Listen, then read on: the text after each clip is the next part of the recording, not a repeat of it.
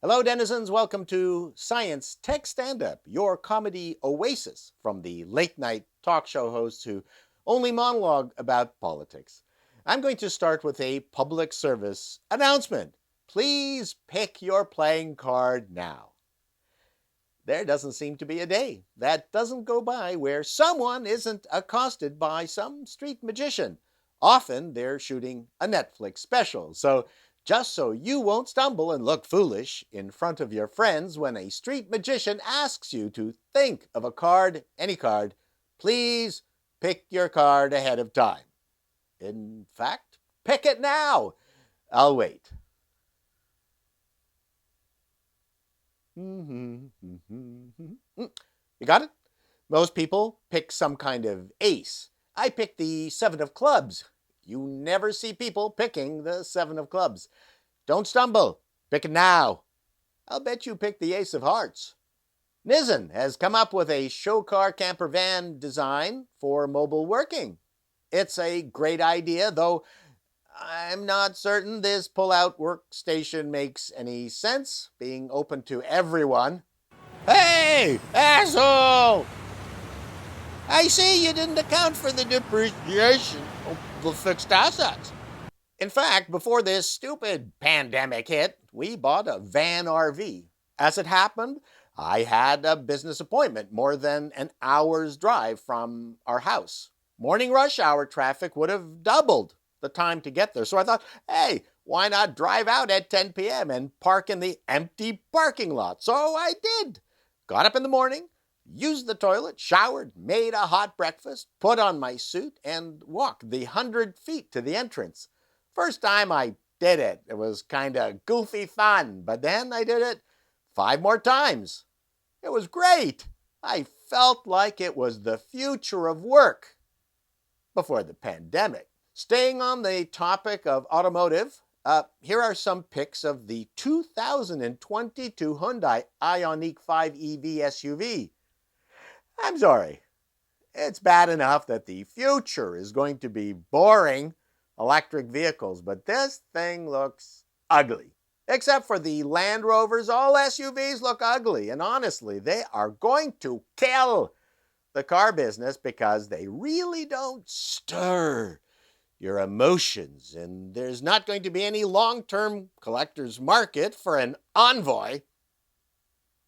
There have been so many stunning sedans over the decades. I'm going to slideshow them around me right now as I talk. These are works of art. Beautiful. I can't think of any SUV that's a sculpture on wheels like these sedans. Sedans offer the right size and proportion options to do interesting design things. The SUV is just 2 boxes on 4 wheels.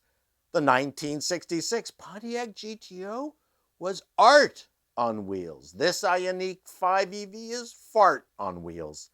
There's not going to be any amount of sharply crimped steel that will make these things look sexy and desirable. The one feature that sells SUVs these days is having Apple CarPlay. That's just sad. In 50 years, is anyone going to be hot for that 2000 Hyundai Santa Fe? Or a Ford Escape? GMC Terrain, anyone? No! The domestic car makers have stopped making sedans. The beautiful Chrysler 300 will be no more. The Mustang SUV is controversial because no one can mod it.